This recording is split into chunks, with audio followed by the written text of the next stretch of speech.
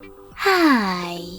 In front of me is TCL 30SE, and today I would like to show you how you can operate App Cloner.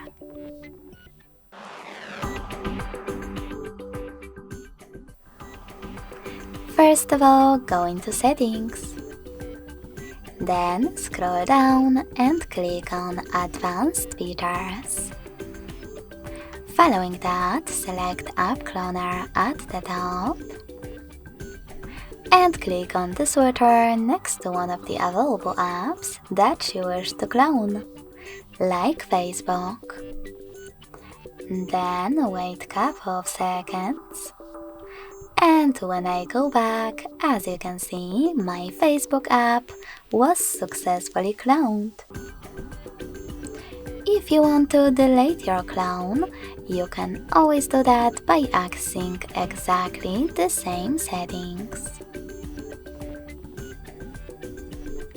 Then tapping on No Blue Sweater next to your app and confirming your choice in the pop-up. Thanks so much for watching. If you enjoyed this video, don't forget to leave a like, comment and subscribe. Bye!